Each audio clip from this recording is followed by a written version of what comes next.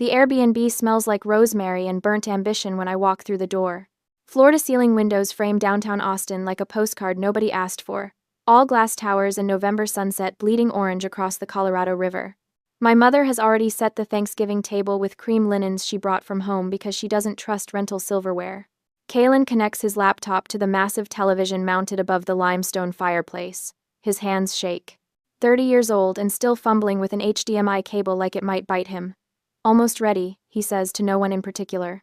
I take my seat between Piper and some second cousin whose name I've already forgotten. Warren, my father, pours wine with the careful attention of a man investing in his son's future. Blythe hovers near Kalen's shoulder, straightening his collar even though we're family, even though none of this requires performance. Except it does. It always does with him. The first PowerPoint slide flashes onto the screen. AI Art Gallery, revolutionizing creative spaces. The font is Comic Sans. I press my lips together and study my water glass. So, Kalen begins, his voice cracking slightly. I've been working on this concept for 8 months now. 8 months. The same amount of time I spent closing the Riverside Plaza deal that netted my firm $4 million in management fees. He clicks to the next slide. It's a blurry screenshot of what might be AI-generated paintings, or possibly just abstract smears he found on Google Images.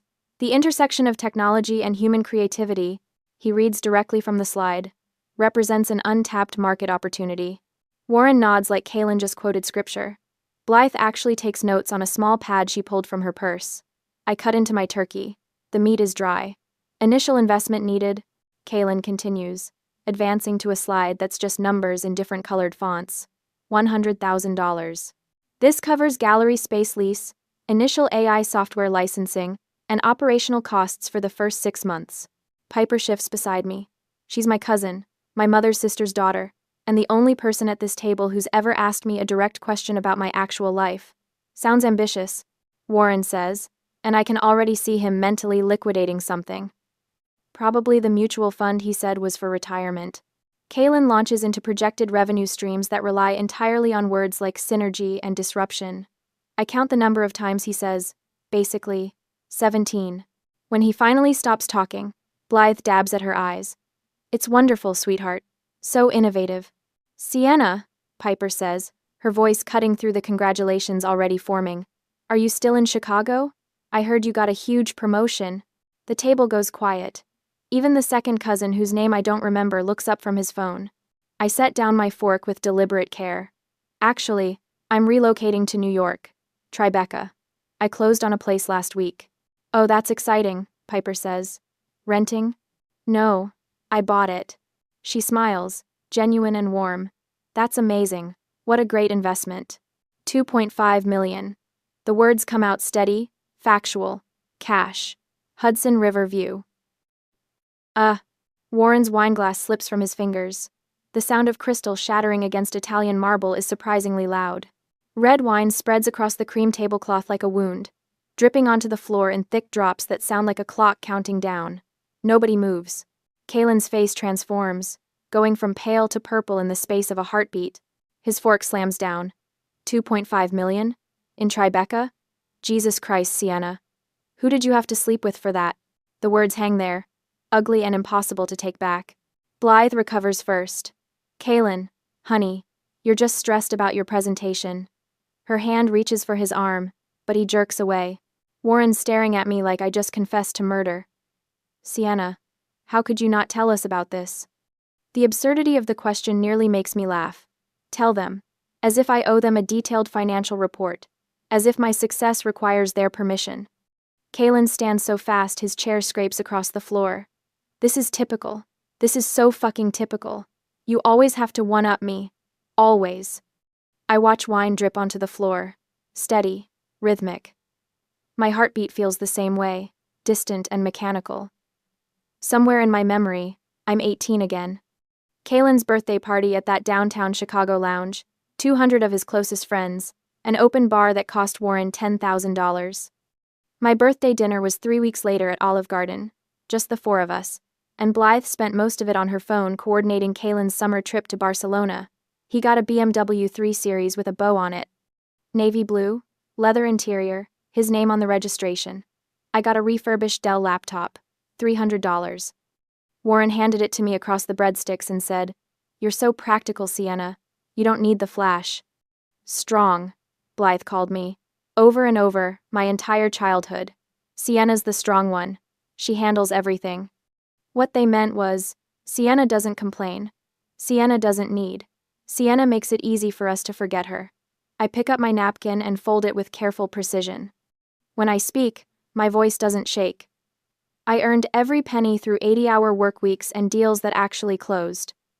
I look at Warren, then Blythe, then finally Kaylin. You got a BMW at 18, I got a $300 laptop. You got $8,000 wired to Barcelona for a semester emergency that was actually bottle service. You got startup funding for 3 different failed businesses. You're just a robot, Kaylin spits, pushing numbers around. You don't create anything. You don't contribute anything meaningful to the world. Warren holds up his hand. Sienna, that's enough. Apologize to your brother. The room tilts slightly. Or maybe that's just me, finally seeing clearly. Piper's gone completely still beside me. The forgotten cousin has his phone out. Blythe is crying, mascara tracking down her cheeks in careful lines. And Warren, my father, is looking at me like I'm the problem, like I'm the one who shattered something precious. The wine is still dripping. Each drop sounds louder than the last. My new apartment smells like recycled air and expensive failure. I sit cross-legged on the king bed with my laptop balanced on a pillow, still wearing yesterday's clothes because unpacking felt like admitting I'd be here longer than planned. My phone buzzes. Piper's name lights up the screen. I had no idea it was this bad. I stare at the text for a full minute before turning to work. The cursor blinks in my spreadsheet. Column A, date. Column B, amount. Column C, recipient. Column D, purpose, alleged. The bank statements I requested 3 days ago are PDF files now, lined up in my downloads folder like evidence at a crime scene. I've been avoiding them. Knowing something happened and seeing the precise dollar amount are different species of pain. I open the first file. May 2015. A wire transfer for $8,000 to Kaylin Edwards. The memo line reads, Barcelona emergency. There was no emergency. He posted Instagram photos from that trip for 6 months straight. Rooftop bars. Paella. A blonde girl whose name he never mentioned. The emergency was running out of money for bottle service. I copy the amount into my spreadsheet. The number sits there, neat and accusatory. June 2015. Another transfer. $3,000. Memo. Startup costs. Which startup? The organic juice bar that closed in 4 months? The app that never launched? The vintage clothing store that got evicted for unpaid rent? I keep scrolling. The transfers blur together. A parade of 4-figure failures. September 2016. $5,200. January 2017. $6,800. March 2017. $4,100. My 18th birthday gift was a refurbished laptop. Kaylin's 18th birthday gift was a BMW. The math starts adding up in ways that make my chest feel hollow. I create a new tab. Label it Comparative Analysis, because corporate language makes horrible things manageable. Age 18. Kaylin receives $32,000. Car down payment. Insurance. First semester. Sienna receives $300. Laptop. Age 21. Kaylin receives $15,000. DUI lawyer. Court fees. Car replacement. After he totaled the BMW. Sienna receives $0. Paid own rent. Own tuition. Own existence. Age 25. Kaylin receives $28,000. First startup attempt. Sienna receives a phone call asking why she doesn't visit more often. The cursor hovers over a transfer from December 2018. $12,000. Memo. Holiday assistance. I remember that Christmas. I flew home from Chicago, arrived with gifts I'd spent 2 weeks' salary on. Kaylin showed up empty-handed, 3 hours late, wearing a Canada Goose jacket that cost more than my monthly rent. Just something I picked up, he'd said when Blythe commented on it. $12,000. That's what he picked up. My phone rings. I consider ignoring it, but Blythe's name fills the screen and muscle memory makes me answer. Sienna. Her voice cracks immediately, tears already in progress. How could you do this to us? I don't respond. The spreadsheet is up to $187,000 now, and I'm only through 2019. You've destroyed family unity. Your father can't sleep. Kalen is devastated. Kalen called me a whore at Thanksgiving dinner yesterday. He was stressed about his presentation. You know how sensitive he is. The tears shift into something sharper. Your success makes him feel worthless. I click to another bank statement. March 2020, $8,000. Memo. Pandemic relief. That's not my responsibility, I say. You're his sister. Blythe's voice rises. Family takes care of each other. Family. The word tastes like something spoiled. When's the last time anyone asked how I was doing? Silence. Then. You're always fine. You're the strong one. Right. I add another line to the spreadsheet. April 2020. $6,500. May 2020. $4,200.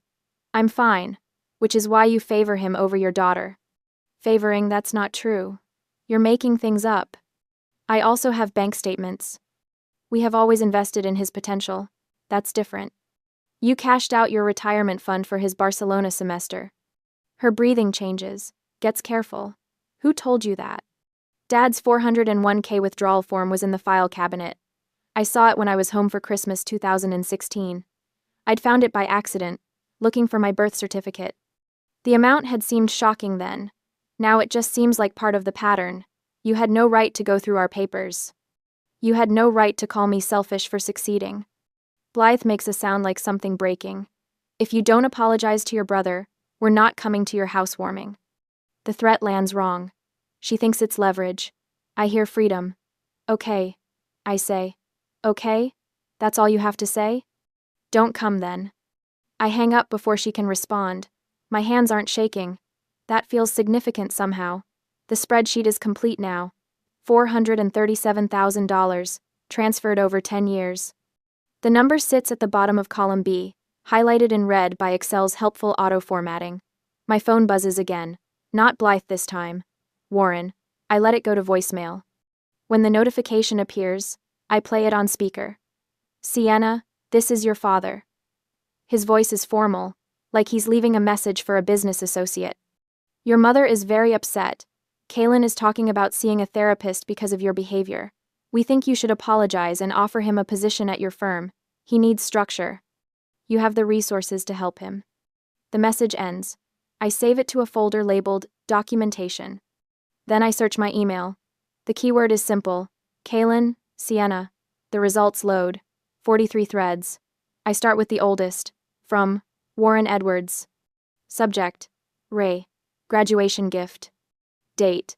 May 2014. Sienna doesn't need a party. She's not the celebrating type. Let's put that money toward Kalen's Europe trip instead. I graduated summa cum laude. Kalen had graduated 3 years later with a 2.1 gigapascals and a general studies degree that meant he'd changed majors 5 times. I keep reading. Email after email, a decade of casual dismissal. My achievements are mentioned in single sentences. Kalen's failures are discussed in paragraphs of sympathy and strategic planning. Subject. Sienna's promotion. Body. That's wonderful, honey. By the way, Kalen needs $3,000 for his new business venture. Reba. Subject. Kalen's opportunity. Body. 8 paragraphs about his vision, his potential, his sensitive artist soul. No mention that the opportunity was a pyramid scheme. My phone lights up. A text from an unknown number, but the message makes the sender obvious. You're tearing this family apart. Mom's crying. Dad's furious. Hope you're happy, you soulless corporate drone. I screenshot it. Add it to the documentation folder. Then I open my contacts and scroll to Kalen's name. My thumb hovers over the block button. Alistair Vance told me once that I operate like someone with no safety net. He meant it as observation, not criticism. At the time, I nodded and changed the subject because he was right, and I didn't want to explain why. I press block. The confirmation screen appears. You will no longer receive calls or messages from this contact. Delete contact? Yes. The action feels remarkably simple. 1 button press. 30 years of conditioning. Erased. My laptop screen has gone dark. When I tap the trackpad, the spreadsheet reappears. $437,000. I create a new document. Title it, Timeline of Financial Favoritism. Start typing. Every birthday. Every Christmas. Every emergency that wasn't. Every startup that failed. Every promise that my turn would come later. Later never came. Outside my window, New York is all lit windows and distant sirens. The city looks clean from 18 floors up. Manageable. Like a spreadsheet where everything adds up correctly. My phone buzzes one more time. Piper again. I believe you. If you need me to confirm anything, I will. I saw it too. I text back 4 words. Thank you. That matters. Then I return to the timeline. There's work to do. Security calls my direct line at 10:47 a.m. on a Tuesday, almost a month later. I'm 3 slides into a portfolio review when my phone vibrates across the conference table. Miss Edwards, there's a situation in the lobby? I excuse myself, stepping into the hallway where December wind rattles the windows. What kind of situation? A family member says he needs to speak with you. He's getting loud. My stomach drops. What's his name? Kalen Edwards. Should I call the police? Through the phone, I hear it, his voice echoing off marble 43 floors below. She owes me. That apartment should be mine. Give me 5 minutes, I tell security. If he's still there, yes, call them. I return to the conference room where Alistair is studying the skyline. Everything all right? My brother is in the lobby making a scene. He doesn't ask questions, just closes his laptop. Go. Handle it. By the time I reach the lobby, Kalen is pacing near reception, his winter coat unbuttoned, his face blotchy. 3 security guards form a loose perimeter. Sienna. He spots me. Finally, tell them to let me up. You need to leave. Not until we talk about what you did. His voice cracks. You destroyed Thanksgiving. Mom's been crying for weeks. I stay near the elevators, keeping distance. That's not my problem. $2.5 million. He says it like an accusation. You humiliated me in front of everyone. I stated a fact. You're selfish. You've always been selfish. Spit flies from his mouth. Several people have stopped walking. Phones out. That money should have gone to the family. Security moves closer. The lead guard speaks quietly into his radio. You need to leave, I repeat. Not until you apologize. I pull out my phone and start recording. You're trespassing. You're creating a disturbance. Leave immediately, or the police will be called. His face goes purple. This is bullshit. She's a thief. She stole my inheritance. Security escorts him toward the doors. His shouts dissolve into incoherent rage. I forward the video to my personal email. Then I head to HR. By 2 p.m., I'm sitting across from Janet Reeves, our Director of Human Resources. My phone sits between us, the video already played twice. This is the 3rd contact this week? Janet asks. 4th. He called my assistant yesterday. We'll document everything. I'm recommending you speak with legal people about a restraining order. Alistair is waiting in my office when I return. Security briefed me. Your brother sounds unstable. He's desperate. My parents have been funding his life for 30 years. How much did they give him? The number still stuns me. Over $400,000. Alistair whistles low. Jesus. Well, I got a $300 laptop.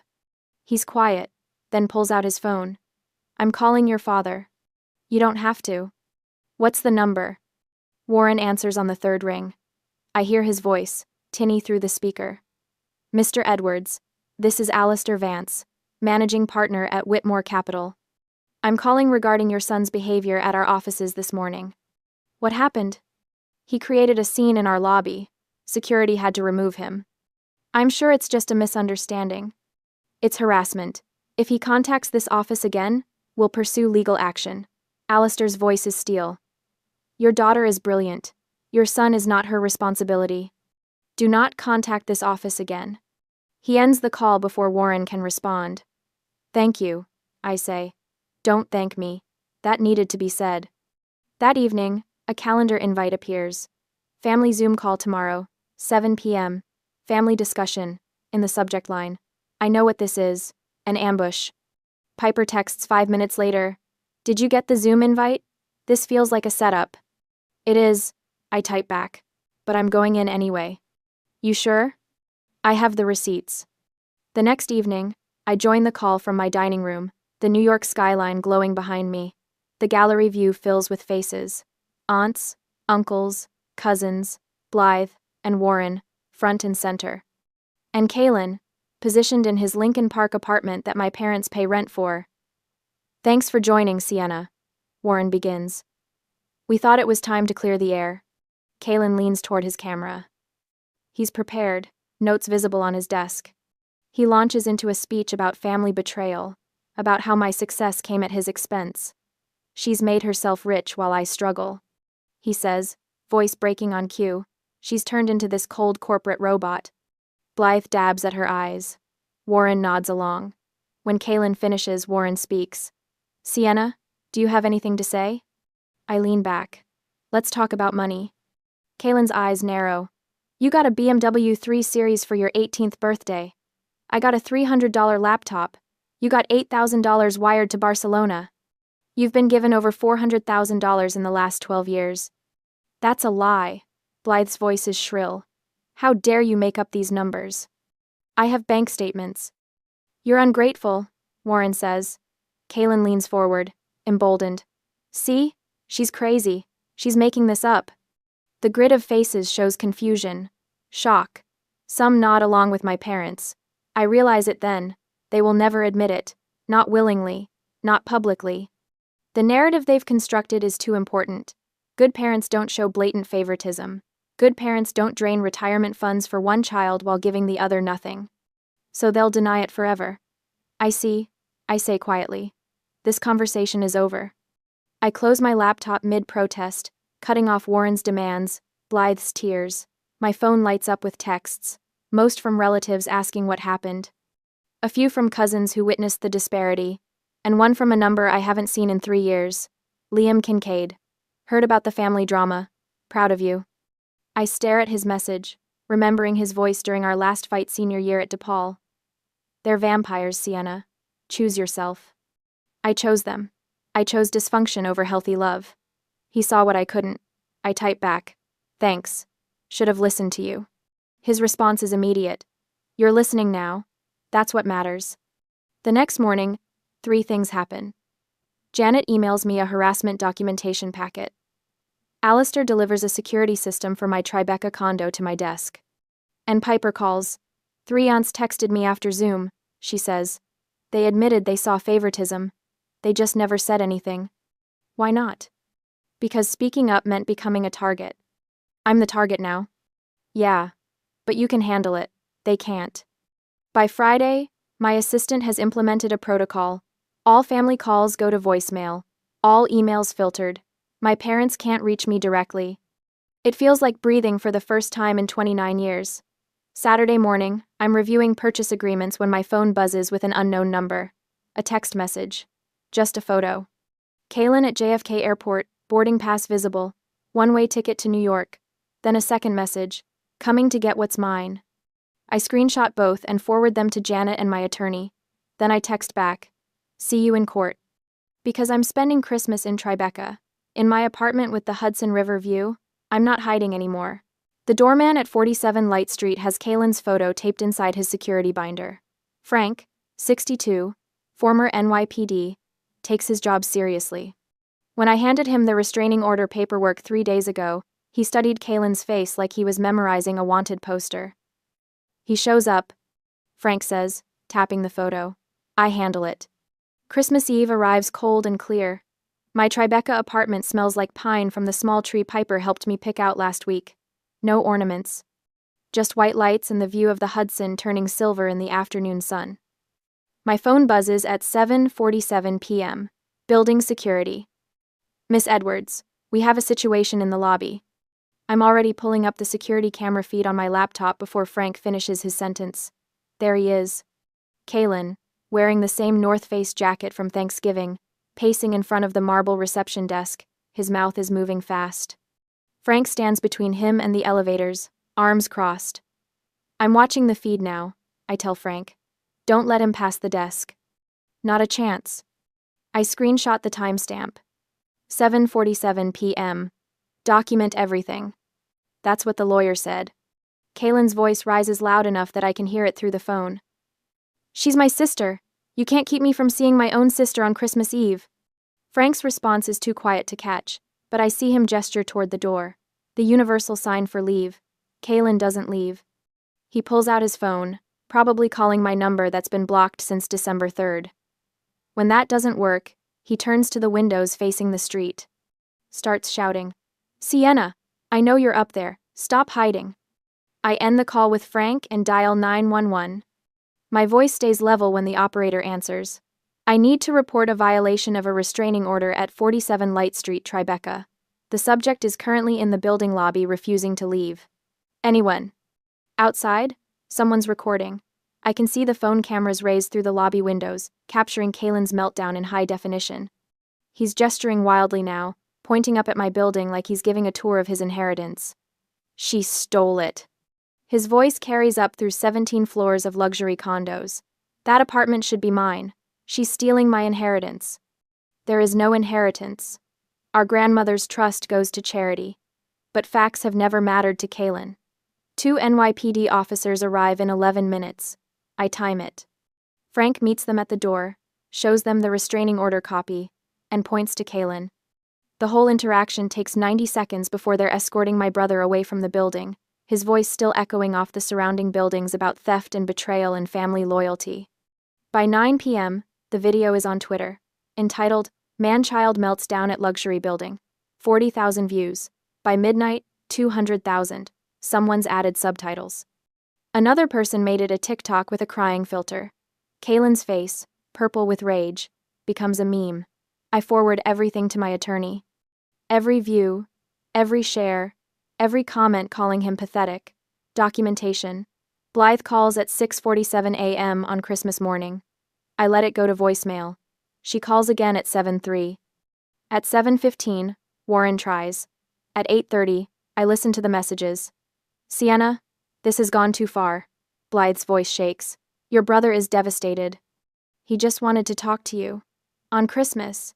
You've made him a laughingstock." Warren's message is shorter. "We're flying to New York. We need to settle this as a family." I text my lawyer. "Parents incoming. Office ambush likely." Her response arrives in 30 seconds. "Will notify building security. HR standing by." They show up at my office on the Tuesday after Christmas. I'm expecting them. So is building security, HR, and the corporate attorney Alistair arranged at 8 a.m. that morning. Warren and Blythe walk into the glass conference room like they own it.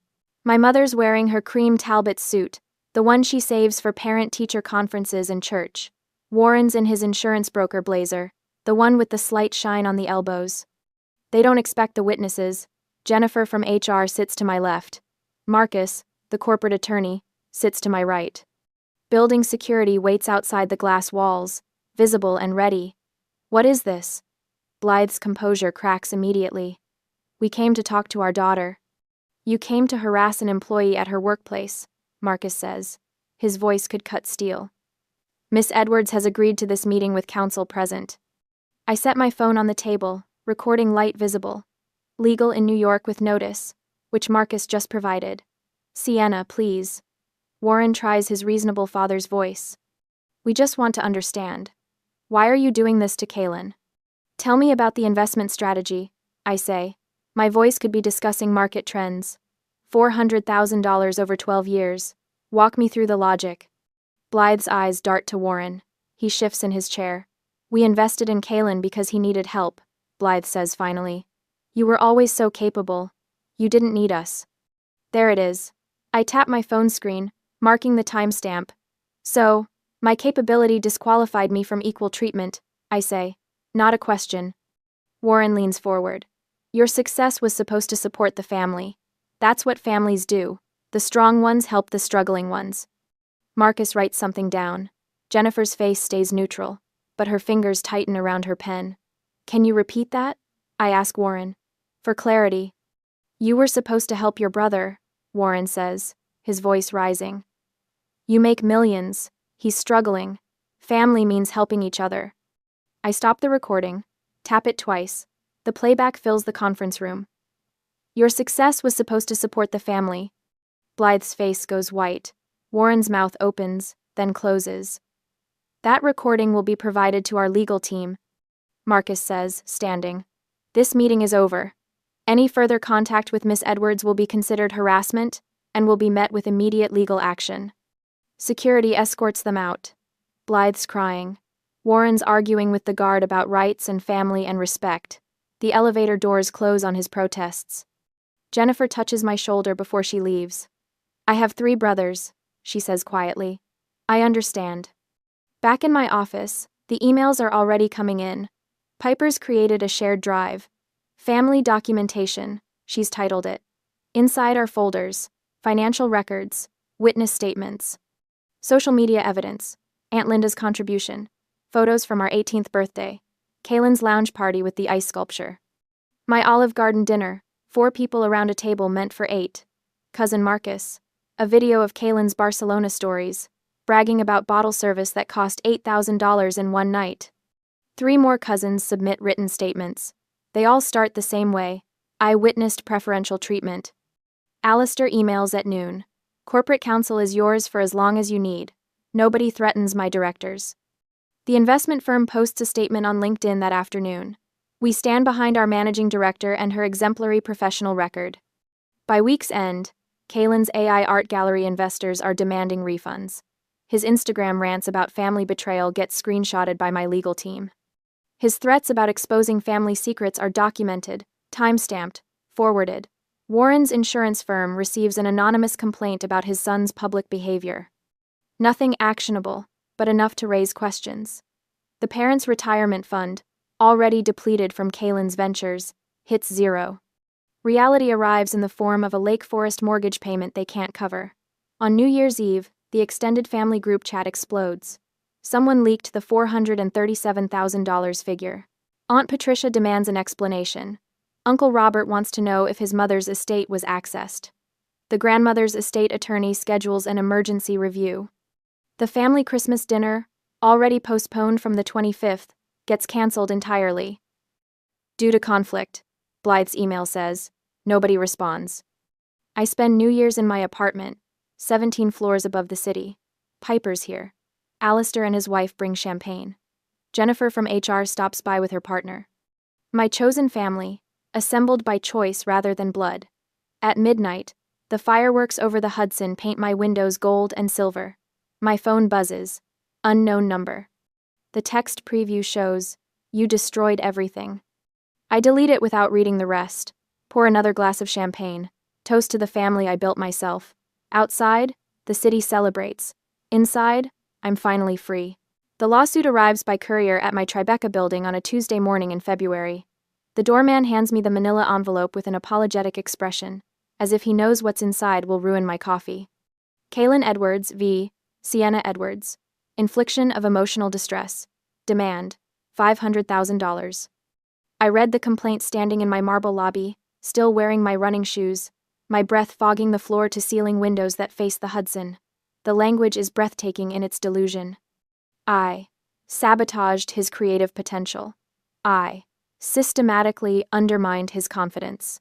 I manipulated family resources to ensure his failure. My phone buzzes. Alistair's name lights up the screen. You've seen it, he says when I answer. Reading it now. It's garbage. Frivolous doesn't begin to cover it. His voice carries the controlled fury of a man who spent 40 years watching entitled people abuse the legal system. They found some contingency ambulance chaser who thinks he can squeeze a settlement out of you. I flip to page 4. There it is. The claim about grandfather's trust. They're saying I influenced the estate distribution, that I manipulated a dying man to cut Kaylin out of inheritance he was supposedly owed. My grandfather left me $50,000 for graduate school. He left Kaylin nothing because Kaylin never visited him, not once during the 18 months he spent in hospice care. They want forensic accounting. I tell Alistair. Full disclosure of all my assets. Of course they do. It's a fishing expedition. Papers rustle on his end. They're also threatening to go public with unspecified family secrets unless you settle for $250,000. I walk to my window. A ferry crosses the river below, small and determined against the current. Let them go public, I say. 3 weeks later, discovery begins. My legal team is led by Patricia Morrison, a litigator who made her name destroying fraudulent personal injury claims. She has silver hair cut sharp as a blade and eyes that could calculate your net worth from across a courtroom. This will get ugly, she warns me during our first meeting in her Midtown office. They've listed your parents as character witnesses. They're claiming a pattern of emotional abuse dating back to childhood. Good. I slide a thumb drive across her conference table. Because I have documentation dating back just as far. She plugs it into her laptop. Her expression doesn't change as she scrolls through the files, but her fingers pause on the mouse for just a moment when she reaches the spreadsheet. 437,000, she says quietly. 437,000. Not including the 4,000 I spent on his DUI lawyer when he wrapped my Honda Civic around a telephone pole sophomore year. Patricia looks up. You paid for that? With my summer savings. I was supposed to buy a used car for my junior year. Took the bus instead. She makes a note. We'll need bank statements proving the transfers. I have 10 years of statements. Every birthday check they wrote him. Every emergency wire. Every failed business they funded. I meet her eyes. And I have the text messages where my mother admitted they did it because I didn't need help. Discovery reveals things even I didn't know. The deposition transcripts arrive in March, thick binders that Patricia walks me through in her office, while sleet batters the windows. Warren's testimony, page 47. We viewed Sienna as our retirement plan. She was always going to be successful. Kaylin needed more support. Blythe's testimony, page 62. The birthday parties were different because Kaylin is more social. He needed those experiences. Sienna preferred quiet celebrations.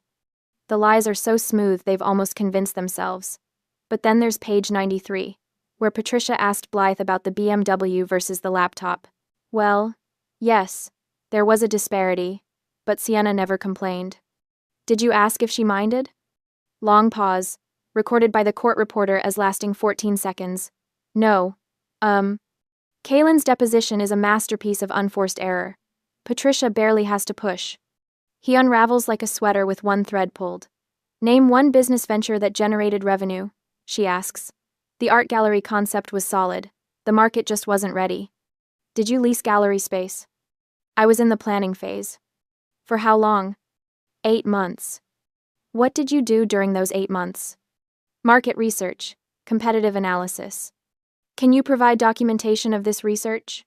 Silence. Then, it was mostly conceptual. Patricia has printed out his social media posts, laid them in a neat timeline across the conference table. December tweets calling me a corporate sociopath. January Instagram rants about family betrayal. The February post compares me to Scrooge. Somehow managing to get both the Dickens reference and the basic plot wrong. Did you write these? Patricia asks. I was emotional. She'd just humiliated us at Thanksgiving. By purchasing real estate with her own money? His lawyer objects, but the damage is done. Every word is a court record now, permanent as concrete. The trial date is set for late March. Manhattan Supreme Court, a building that smells like old wood and older grudges. The courtroom has mahogany panels and marble floors, columns that rise toward vaulted ceilings, windows that let in sharp spring light. I wear charcoal gray. Kaylin wears a suit that doesn't fit right, the jacket pulling across his shoulders, the pants puddling over shoes he clearly borrowed. Patricia's opening statement is surgical. She projects the PowerPoint onto the courtroom screen. The same financial data I compiled in that Chicago hotel room, now presented as Exhibit A through M.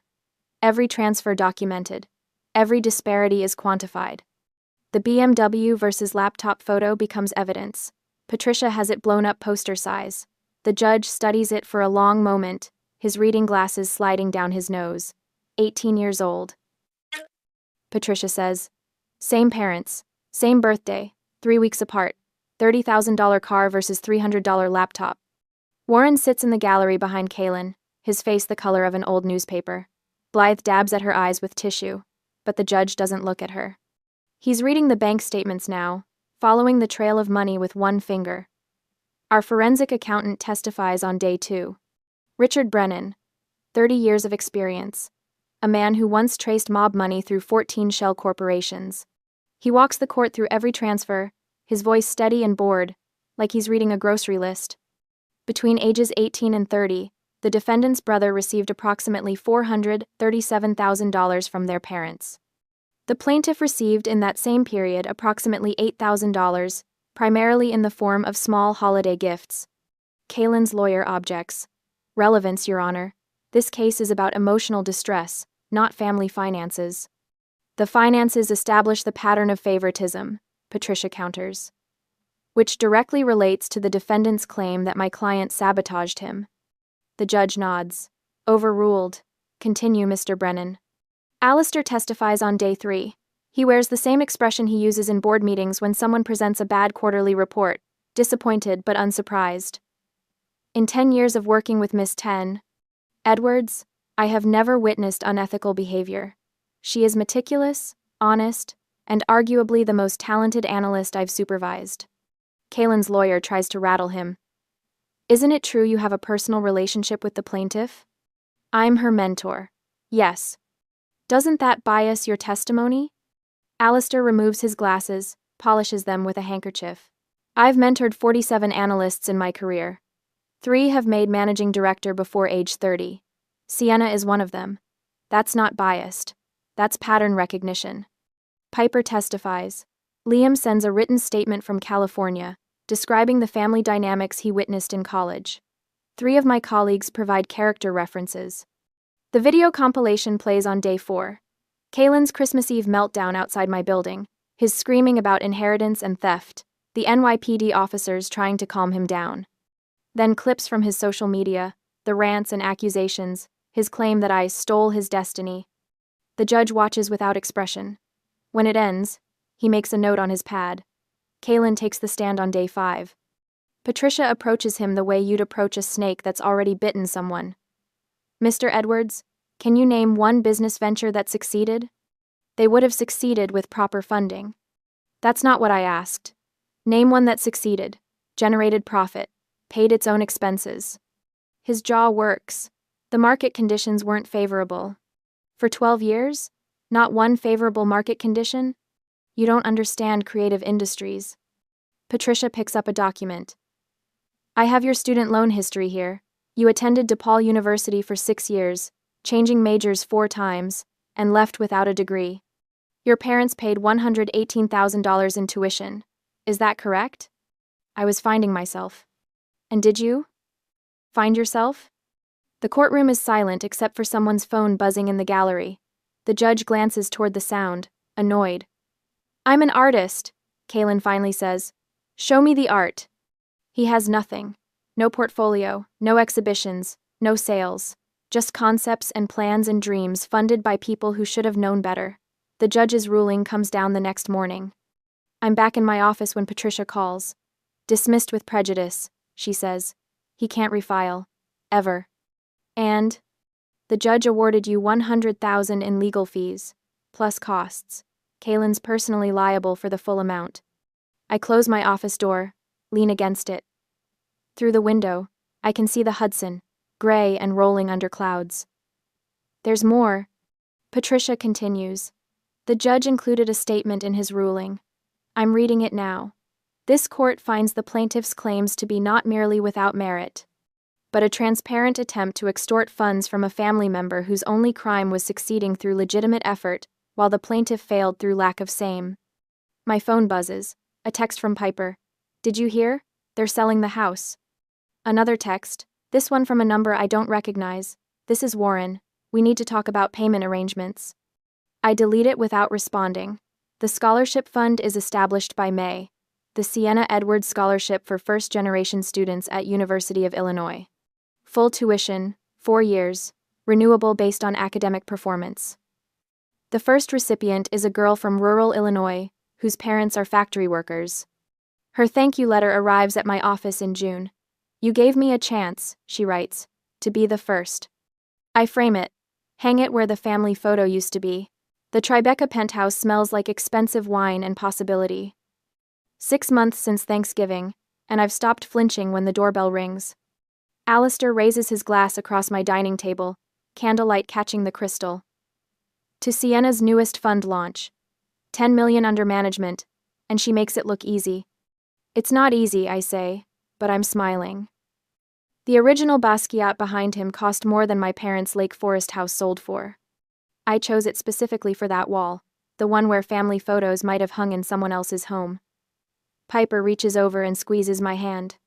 Around us, 8 people laugh and talk, passing dishes, refilling glasses, my chosen family, a senior partner from the firm, 2 women from my building, who became friends over morning coffee, Alistair's wife, a college roommate who flew in from Seattle. None of them need anything from me except my company.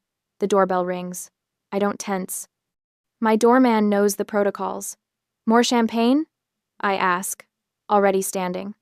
When I return with 2 bottles, Piper is looking out at the Hudson, the lights of New Jersey flickering across dark water. Do you think you'll ever do Thanksgiving with the family again? The question doesn't hurt the way it might have 6 months ago. Family isn't blood, I tell her, gesturing at the table.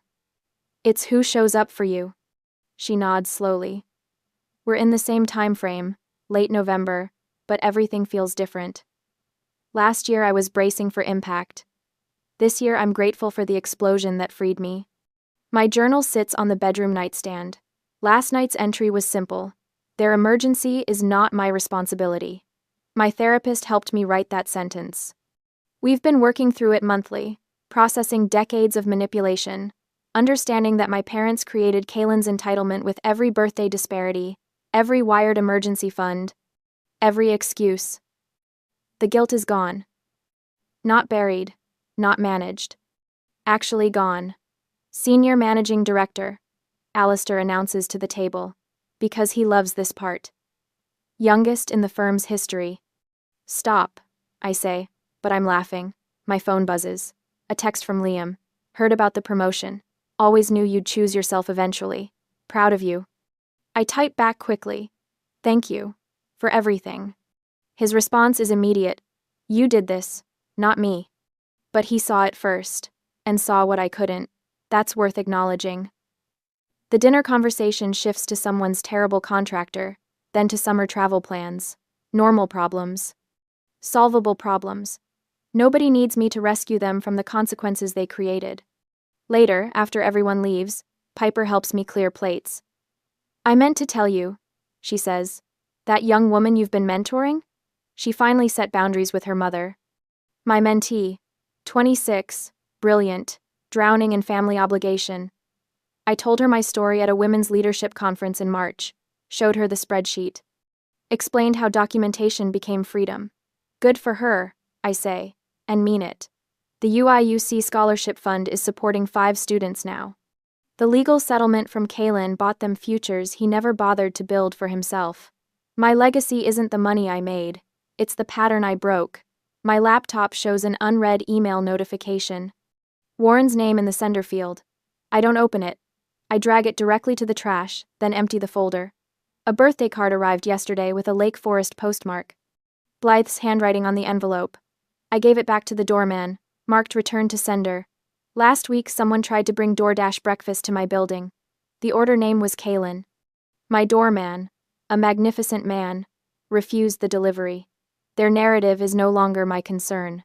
I pour myself the last of the champagne and walk to the terrace. Manhattan spreads below me, 8 million people living their complicated lives. The November air is cold, but I don't go inside. My phone buzzes. Unknown number. The preview shows enough. You destroyed us. I don't read the full message. My thumb hovers over it for less than a second before I delete it. The truth settles in my chest, warm and final. I didn't destroy them. I stopped enabling their destruction of me. I raise my glass to the skyline, to the life I built brick by brick, while they expected me to crumble. To the family we choose, I say to the night. The champagne tastes like freedom.